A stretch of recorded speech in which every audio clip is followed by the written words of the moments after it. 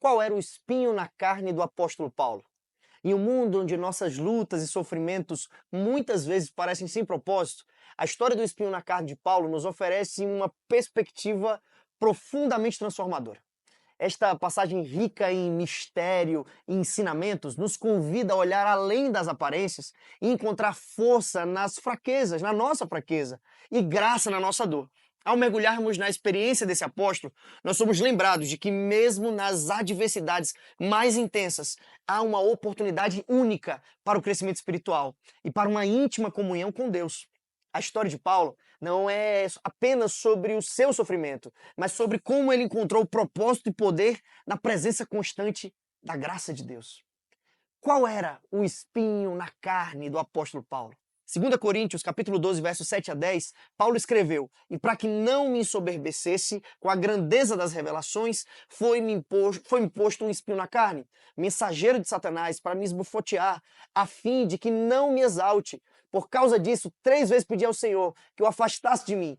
Então ele me disse: a minha graça te basta, porque o poder se aperfeiçoa na fraqueza. De boa vontade, pois, mas me gloriei nas fraquezas, para que sobre mim repouse o poder de Cristo. Pelo que sinto prazer nas fraquezas, nas injúrias, nas necessidades, nas perseguições, nas angústias, por amor de Cristo, porque quando sou fraco, é que sou forte." No texto, nós não podemos descobrir qual foi o espinho na carne que o apóstolo Paulo falou. O jeito será pesquisarmos outras referências bíblicas que possam nos indicar alguma coisa.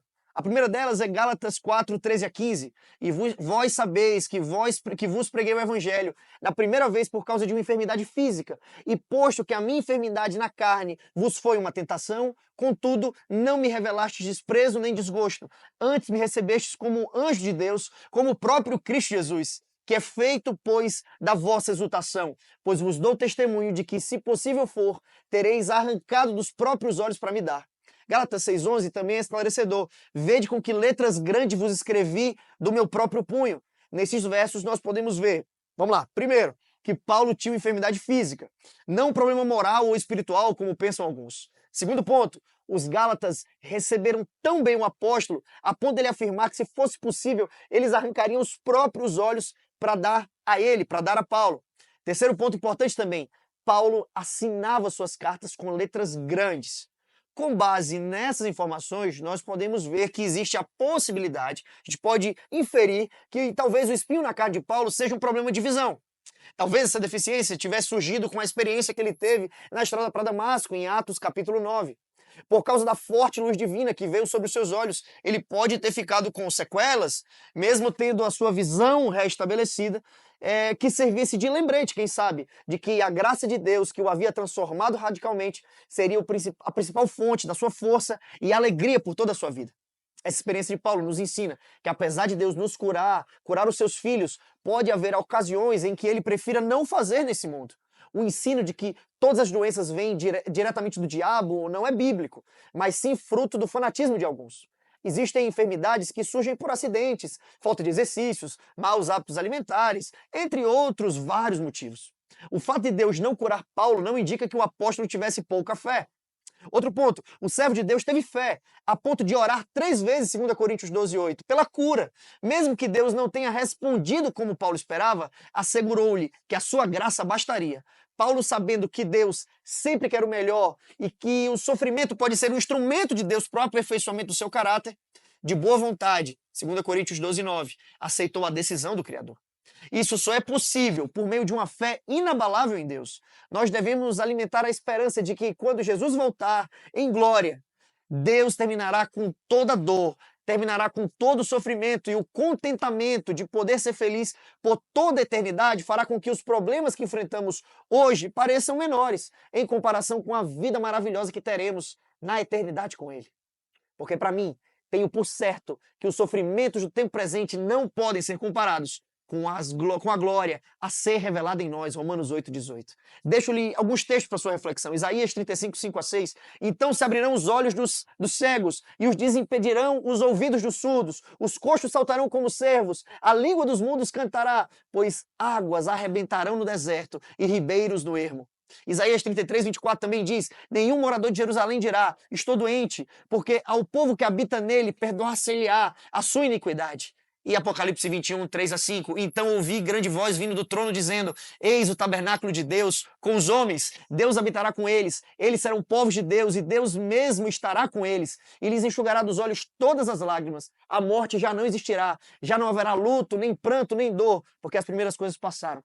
E aquele que está assentado no trono disse: Eis que faço nova todas as coisas. E acrescentou: escreve, porque essas palavras são fiéis e verdadeiras. Que a palavra de Deus seja uma luz a brilhar diante dos seus olhos, para que se enche de esperança naquele que é o único caminho que conduz à vida eterna.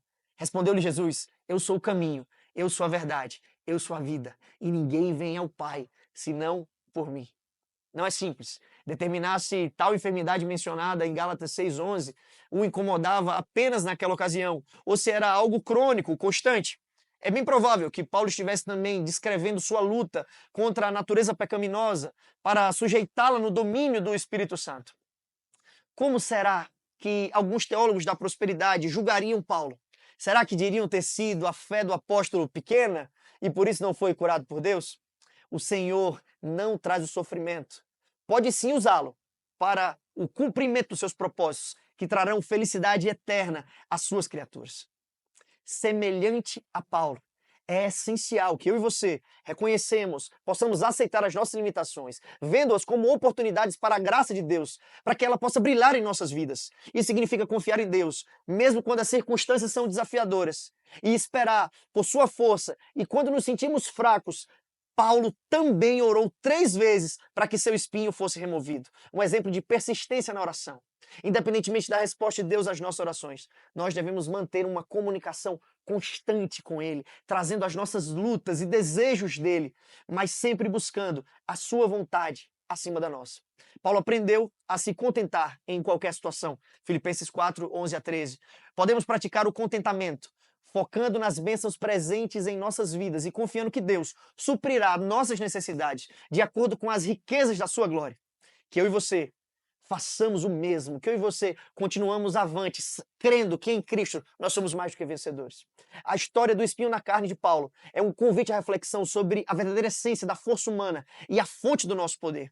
Ao enfrentarmos as nossas próprias lutas, nós somos encorajados a abraçar a nossa fraqueza como cenário perfeito para a manifestação da graça de Deus.